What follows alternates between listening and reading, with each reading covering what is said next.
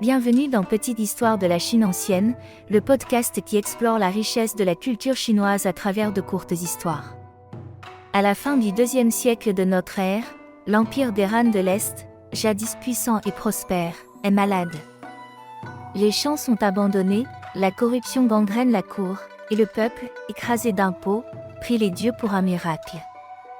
Mais ce miracle va bientôt se transformer en révolte.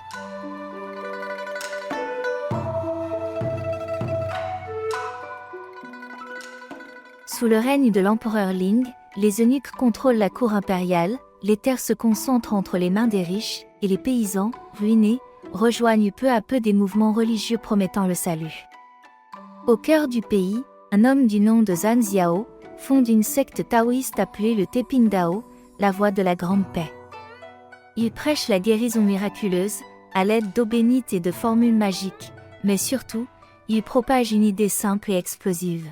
Le ciel bleu des Han est mort. Le ciel jaune doit naître.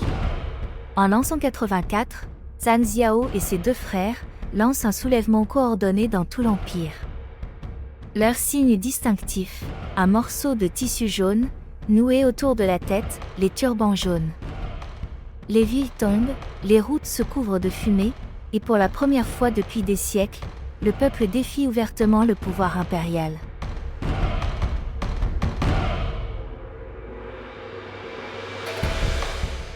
Pris de panique, la cour des Han mobilise les armées locales. C'est alors que de nouveaux noms apparaissent dans l'histoire. Dong Zhuo, Xiao Chao, Liu Bei, Sun Jian, des généraux régionaux qui, sous prétexte de rétablir l'ordre, commencent à former leurs propres forces.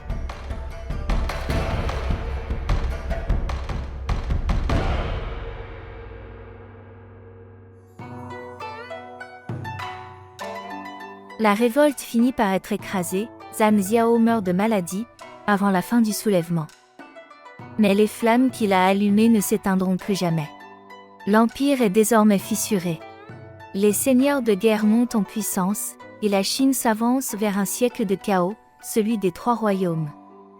Merci de votre écoute, et à très bientôt pour un nouveau voyage dans l'histoire de la Chine.